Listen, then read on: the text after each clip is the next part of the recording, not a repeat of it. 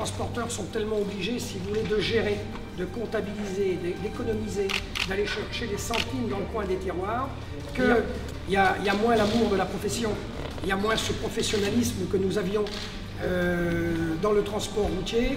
Malheureusement, nos conducteurs ne sont pas assez payés, on croule sur les taxes, et en tout cas, on est plus compétitif, si vous voulez, par rapport à nos pays voisins. Et moi qui suis, je suis malouin, je suis donc corsaire, j'aime bien la bagarre, j'aime bien la bataille, hein, mais par moments, si vous voulez, on ne sait plus, on n'a plus. Qu'est-ce qu'on va faire de nos entreprises?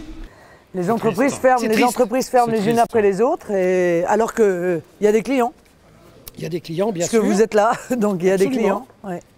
Par moment, on a envie de se décourager. Hein, voilà, alors je sais que c'est pas simple pour vous, je vous trouve très courageux. Non, mais moi je suis parfaitement conscient de ça. C'est la raison pour laquelle dans le projet, on a vraiment réorienté l'ensemble des baisses de charges vers les TPE, PME et les ETI. On mettait le doigt sur un problème qui est un problème majeur, qui est quand même le problème de la déliquescence programmée de l'intégralité de nos activités. C'est-à-dire qu'à un moment donné, les activités sont obligées de délocaliser ou sont obligées d'aller au bout je veux dire, de la logique de la concurrence, sinon elles meurent, vous l'avez dit vous-même. Donc combien vont mourir si on continue comme ça? Est-ce qu'on peut vivre dans un monde comme ça sans aucune régulation? Est-ce que tout ce qui va disparaître n'est pas en partie définitivement perdu? Et dans ce processus-là, on va mourir. Nos entreprises vont mourir, nos salariés vont être au chômage. Et ça, c'est ça le problème qui est le mien, moi, comme candidate à la présidentielle.